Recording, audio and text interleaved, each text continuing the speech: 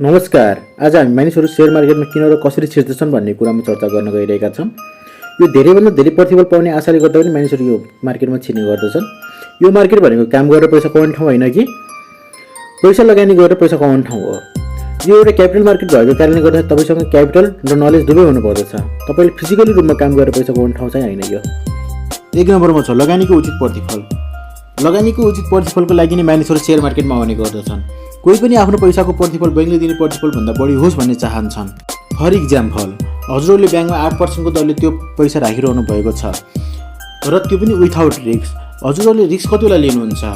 जति बेला हजुरलाई बढी प्रतिफलको आशा हुन्छ त्यति बेला मात्र हुन्छ। अनि यो प्रतिफल कसले दिन सक्छ त? यो एउटा सेयर मार्केटले दिन सक्छ। यो त्यसैले गर्दा भनिन्छ सेयर मार्केटलाई हाई रिस्क हाई प्रफिट पनि भन्ने गरिन्छ। अनि तर कोही पनि मान्छेहरू यसमा डुब्ने भनेर चाहिँ आएको हुँदैनन्। सबैको आशा चाहिँ कमाउने भनेरै हुन्छ। तर यसमा डुब्ने भनेको मान्छेहरू 100%मा 90% मान्छेहरू डुब्ने नै हुन्छन् र 10% मान्छेले मात्रै यसमा कमाउने गर्दछन्।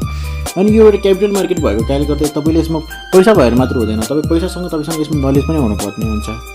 2 नम्बरमा छ आफ्नो पैसा मुद्रास्फीति अथवा इन्फ्लेसनबाट बचाउन। मुद्रास्फीति भन्नाले जसरी जसरी मूल्य वृद्धि भइरहन्छ त्यसरी नै पैसाको भ्यालु घटिरहन्छ। यसलाई फाइनेन्सको ल्याङ्ग्वेजमा भन्दाखेरि यसलाई टाइम भ्यालु अफ मनी भनिन्छ। टाइम भ्यालु अफ मनी भनेको मुद्राको पर्चेसिङ पावरमा कमी आउनु भन्ने बुझिन्छ अथवा समयअनुसार मुद्राको क्रय क्षमतामा कमी आउनु भन्ने बुझिन्छ। यसको मतलब तपाईँले आज जुन 100 रुपियाँले कुनै सामान किन्नु भएको छ भने पछि गएर त्यो 100 रुपियाँमा त्यति सामान आउन सक्छ भन्न सकिँदैन अथवा त्योभन्दा बढी नै तिर्नुपर्ने हुन्छ। यदि तपाईँले त्यो पैसा लगानी नगरेर त्यत्तिकै राखिरहनु भएको छ भने त्यो पैसा बढ्दैन। यदि त्यो पैसालाई काम लगाएर बढी प्रतिफल हासिल गर्नको लागि भए पनि यो मानिसहरू यो मार्केटमा आउने गर्दछन्। 3 नम्बरमा छ क्षमता अनुसारको लगानी गर्न। यो सेयर बजार लगानी गर्न धेरै पैसा चाहिन्छ भन्ने छैन, अरू मार्केटभन्दा अलिक फरक छ। भन्नाले यदि तपाईँले घर जग्गा किन्दा 1.5 करोड रुपियाँ जति चाहिन सक्छ, तर सेयर मार्केटमा तपाईँले क्षमता अनुसार त्यही अनुसार तपाईँले इन्भेस्ट गर्न सक्नुहुन्छ। तपाईँले 10,000 इन्भेस्ट गरे पनि भयो, 10 लाख इन्भेस्ट गरे पनि भयो, त्यसै गरी 10 करोड इन्भेस्ट गरे पनि भयो। त्यसैले यो मार्केट कस्तो रहेछ भनेपछि वान मार्केट फर अल रहेछ कि। यसको अर्थ यो मार्केट सबैको लागि हो, सबैको लागि सुटेबल मार्केट हो। करोडौँ हुने मान्छे करोडौँमा खेल्छ, लाख हुने मान्छे लाखौँमा खेल्छ र हजारौँ हुने मान्छे हजारौँमा खेल्छ। यसमा upper class, middle class, lower class सबै किसिमको मान्छेहरू हुने गर्दछन्। अब 4 नम्बरमा रहेको छ धेरै तरलता भएको कारण के। अब यसलाई साइन्समा भन्दा चाहिँ जुन चिज जता पनि बग्न सक्छ, अनि यसलाई फाइनेन्समा भन्दा चाहिँ जुन सम्पत्ति जता पनि फ्लो हुनसक्छ कि।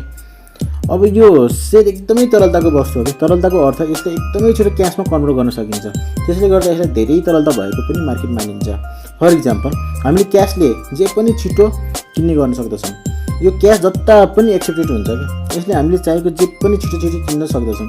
स्टक मार्केटमा भएको सेयरलाई पनि हामीले एकदमै छिटो क्यासमा कन्भर्ट गर्न सक्दछौँ। त्यसैले यसलाई धेरै तरलता भएको मानिन्छ र मानिसहरू यो मार्केटमा प्रवेश गर्दछन्। यदि मानिसहरूले जग्गा जमिन किन्यो भने उसलाई बेचेर उत्तिखेर क्यासमा कन्भर्ट गर्न सक्दैन, भन्ने बित्तिकै पाउँदैन।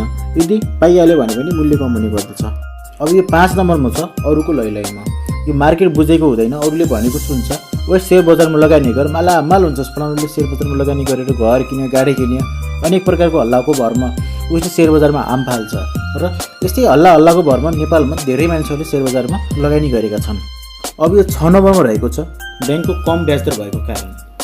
यदि ब्याङ्कले ब्याजदर घटाएमा पनि मानिसहरू यो मार्केटमा आउने गर्दछन्। मानौ ब्याङ्कले 9% ब्याजदर दिन्थ्यो र पछि गएर 4 वा 5%मा आयो भने यति कम ब्याजदरको लागि पनि को पैसा ब्याङ्कमा राखिरहन्छ भनेर उनीहरू इन्भेस्ट अन्त गर्न खोज्छन् र यसरी पनि मान्छेहरू सेयर मार्केटमा आउने गर्दछन्। यो हाम्रो देश नेपालमा चाहिँ यो रिस्क फ्री रिटर्न चाहिँ ब्याङ्कलाई मात्रै लिइन्छ, तर बाहिरतिर चाहिँ बोन्ड डिबेन्चरलाई पनि लिइन्छ। अब यो 7 नम्बरमा रहेको छ आइपिओमा परेको सेयर बेच्न। अब मान्छेहरूले मैले अस्तिपालि आइपिओ भरेँ, मोबाइल किने, गाडी किने जस्ताहरू कुराहरू गर्ने गर्दछन्। यही भरमा पनि मान्छेहरू यो मार्केटमा आम फाल्ने गर्दछन्। यदि आइपिओ भऱ्यो भने त चिट्टा नै हो, तेरो पनि भाग्य जमिन्छ भनेर आइपिओ भऱ्यो भने त्यसलाई बेच्नको लागि पनि सेयर मार्केटमा छिर्नुपर्ने हुन्छ। र त्यो मार्केटमा छिरिसकेपछि लोभै सेकेन्डरी मार्केटबाट हल्लाको भरमा विथआउट नलेज उसले सेयर किन्छ र म्याक्सिमम डुब्ने पनि सक्छ।